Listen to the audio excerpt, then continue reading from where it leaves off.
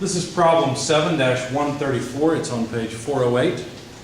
Air is compressed by an adiabatic compressor from 95 kilopascals, 27 degrees Celsius, to 600 kilopascals, 277 degrees Celsius. Assuming variable specific heats and neglecting the changes in kinetic and potential energies, determine A, the isentropic efficiency of the compressor, and B, the exit temperature of the air if the process were reversible. Okay? Let's see, make sure I've written everything down properly. Yes, looks like it's okay.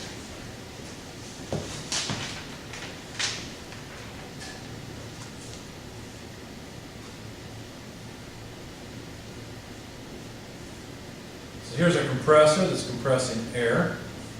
Power is flowing into the system. It's in the form of work. And it takes in the air at state 1. It has a pressure of 95 kilopascals and a temperature of 27 degrees Celsius, which by the way is 300 Kelvin, and pumps it up to state 2 at a pressure of 600 kilopascals and an actual temperature of 277 degrees Celsius, which is 550 Kelvin. Okay. We're supposed to find the isentropic efficiency of the compressor and also the ideal or reversible exiting temperature. Now, one thing that they've noticed is that this is adiabatic, and so if it were reversible plus no heat transfer or adiabatic, it would be a isentropic turbine.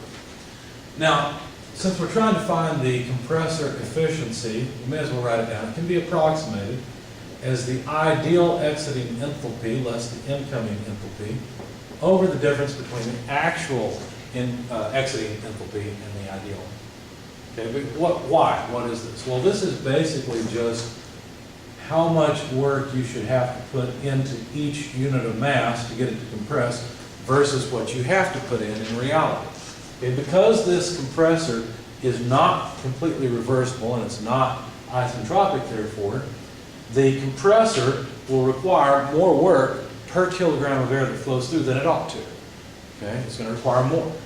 Where is that going to go? Well, it's going to go into heating up the air. So the air temperature will have to be what goes up. Since the system's at steady state, the compressor itself cannot increase temperature, so the air flowing through it has to take away that excess energy, and it's going to be in the form of thermal energy. So anyway, this is what we want to do. So we better come up with the enthalpies. In fact, you can look up the enthalpy coming in. It's pretty easy. It's just based on the 300 Kelvin temperature.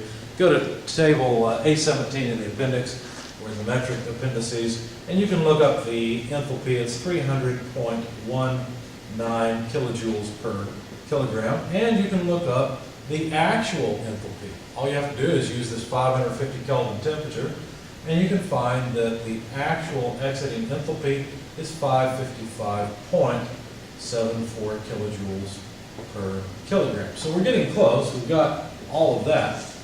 We just need the ideal exiting enthalpy. So how would we do that? Well, in the ideal case, there is no change in entropy across this compressor of the air. The air would go through it and flow through isentropically. In reality, that's not the case. But we already have the real information. We need the ideal result.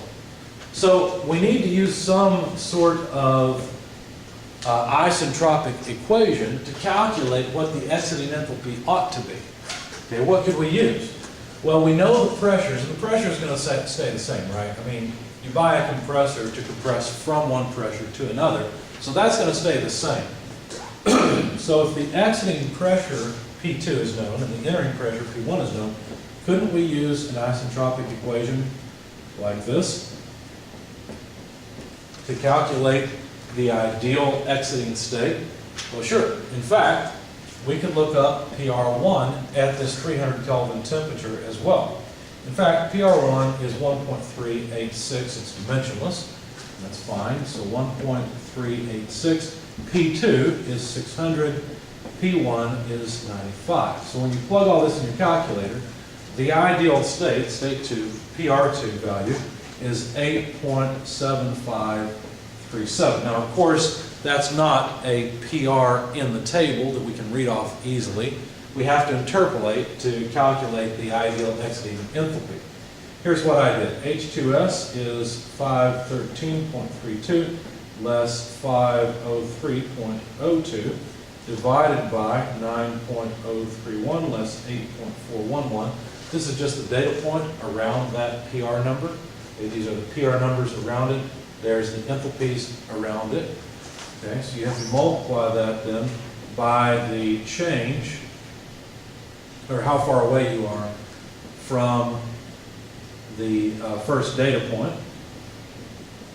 And then I'm running out of space for the video, but you just add then the final data point, 503.02. So look at this ratio here as a percentage. It's how close this number is to the bottom number, to the 503, okay, or how far away it is really. Okay. So this just calculates the ideal exiting enthalpy. It's 508.71.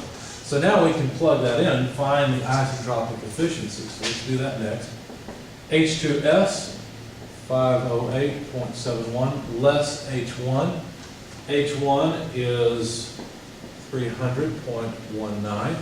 H2A, 555.74. H1, 300.19. When you plug that in your calculator, you find that it's about 0.816. That's the isentropic efficiency of the turbine, or the compressor, excuse me, 81.6%. Okay. What else did they want? Well, they wanted the ideal temperature. Well, we could have done that when we were calculating and interpolating this enthalpy. It would be the same kind of thing. We know the exiting temperature has to be between 510 and 500. How? Well, because this PR value, this relative pressure, is between those two temperatures, between 500 and 510. So, using the same percentage,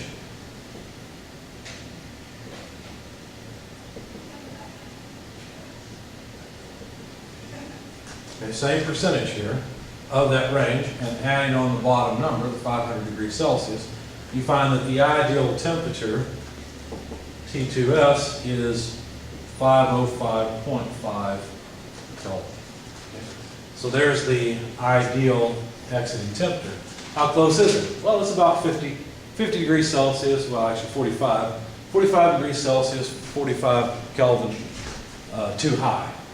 So basically what happened is extra work had to be done to provide that energy, and that's wasted energy essentially. It's energy that is not in the form we'd like. We really wanted to generate more flow energy, but we generated or put too much thermal energy into the air. Okay?